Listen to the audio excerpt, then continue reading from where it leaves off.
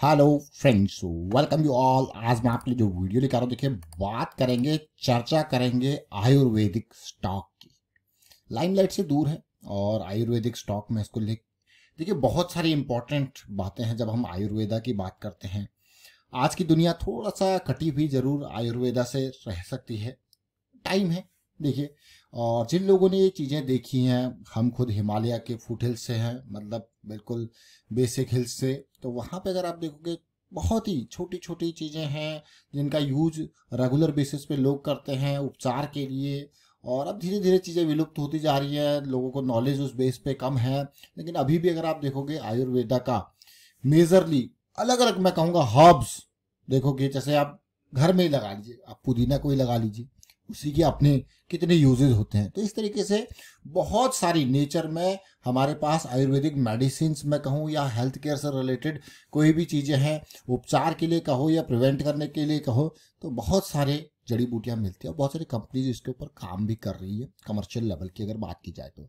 चलिए एक ऐसे स्टॉक को देखते हैं, समझने की कोशिश करते हैं। और अगर आपको आयुर्वेदा से रिलेटेड थोड़ा सा और चीज़ें समझनी है तो मैं आपको रेफर करूंगा कि एक बार अथर्ववेदा जरूर पढ़ें। उसमें आपको ढेर सारी चीज़ें आयुर्वेदा से रिलेटेड, मेडिसिन से रिलेटेड पता लगेंगी। और अगर आपने अभी तक पढ़ा है तो ज़रूर कमेंट के थ्रू बताएं कुछ ना कुछ चीज़ें। और फिलहाल हम चलते हैं अगले स्टॉक की तरफ, इस आयुर्वेदा वाले। और आगे बढ़ने से पहले मैं आपको बता दूं, अगर आपने अब तक प्राइस सेक्शन की सीरीज ज्वाइन नहीं की तो इसको देखिए, समझिए, सीखिए, बहुत इंपॉर्टेंट है लर्निंग के लिए। और प्रैक्टिस जरूर कीजिए। मैं आपको फिर से कहूँगा, चाहे आप लाखों हजारों रुपए के कोर्स क्यों ना कर लो, लेकिन जो रियल इंपॉर्टेंट जो फैक्टर डिफरेंस क्रिएट करेगा, that is the practice part. Practice बहुत इंपॉर्टेंट है, इसीलिए हम आपको बार बार कहते हैं। अब जैसे मंथ एंड आने वाला है तो मंथ एंड की आप प्रैक्टिस कर सकते हो, वीकेंड वाली प्रैक्टिस। तो ये सारी प्रैक्टिस और डे एंड पे डे एंड वाली प्रैक्टिस, अगर रेगुलर प्रैक्टिस करते हो, रेगुलरली टाइम देते हो, तो definitely you are going to learn something out of this. तो चलिए, जो आयुर्वेदा की हम बात कर रहे थे, तो एक कमेंट आया था हमारे पास अमृतांजन हेल्थ केयर के बारे में। ऑल्दो हमने कुछ टाइम पहले इसकी चर्चा करी थी, लेकिन फिर से जरा चर्चा का विषय बनाते हैं। 2000 करोड़ का मार्केट कैपिटलाइजेशन और उधार मुक्त ये कंपनी।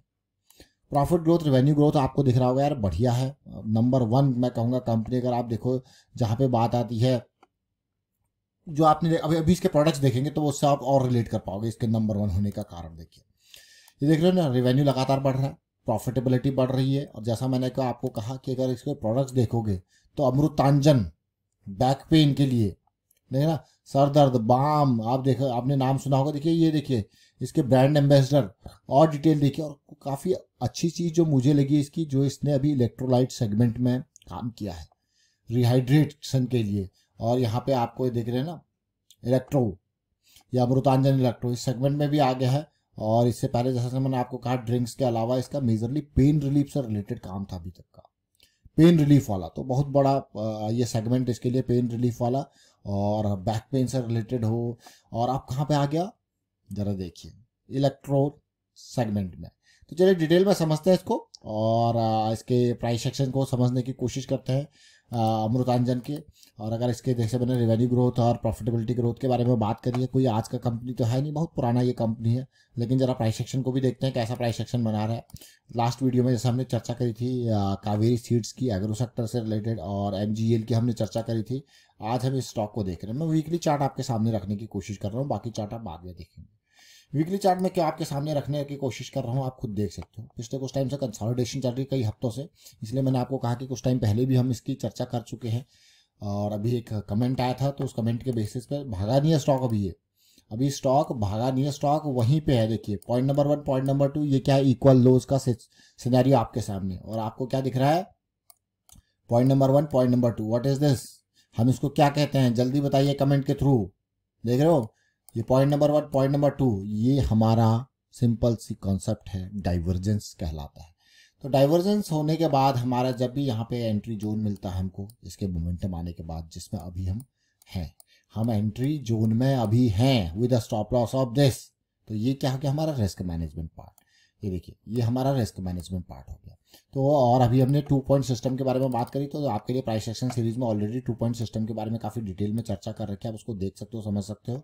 और फिलहाल अब इसके बारे में थोड़ा सा और देखते हैं, क्या किस तरीके से प्रोसेस आगे का समझेंगे इसको। देखिए, अगर यहाँ पे ये चीज़ें पॉजिटिव जाती हैं तो हमारे लिए सबसे इम्पॉर्टेंट जोन होने वाला है वो ये जोन होने वाला है 1000। क्या टारगेट 1000 का अचीव कर पाएगा, बहुत इंपॉर्टेंट। फिर यहाँ पे पार जाने के लिए देखिए हम बार बार आपको कहते हैं ना कि कभी भी अगर आपको ऑल टाइम हाई के नियर चीज़ें क्रॉस करके देखनी है तो थोड़ा सा यहाँ पे कंसोलिडेशन देखने को मिल जाए, या फिर जैसे ये मान लो ऑल टाइम हाई है, ब्रेकआउट हो और फिर पुल बैक आए तो बढ़िया मजा आता है। ब्रेकआउट, पुल बैक या कंसोलिडेशन ये देखने को मिल जाए ना, तब ऐसा लगता है कि हाँ there is a probability, the probability is now high कि ये स्टॉक एक नई जर्नी यहां से स्टार्ट करेगा। समझो, we are talking in terms of probabilities. तो जब यहाँ पे ये दो सिनेरियोज मिल जाते हैं हमको, कंसोलिडेशन और पुल बैक, ब्रेकआउट के बाद पुल बैक, तो हमारे पास प्रोबेबिलिटी बढ़ जाती है। और जहाँ पे बढ़ी हुई प्रोबेबिलिटी रहती है तो वहां पे जाना बढ़िया है, क्योंकि वहां पे आपको आपके फेवर में चीजें जाने के चांसेस ज्यादा रहेंगे, तो डेफिनेटली आप उसी सेगमेंट में जाओगे, उसी तरफ जाओगे। तो ये इंपॉर्टेंट पार्ट है। जैसे हम यहाँ पे ये 2 पॉइंट सिस्टम की अगर प्रोबेबिलिटी की बात करें, ये भी एक हाई प्रोबेबिलिटी वाला सेटअप है, ये भी एक हाई प्रोबेबिलिटी वाली अपॉर्चुनिटी तैयार होती है यहाँ पे। और अगर यहीं पे देखो तो देखिए बार बार रिजेक्ट होता था, देख रहे हो ना, और इस बार क्या है, सेलेक्ट हुआ है।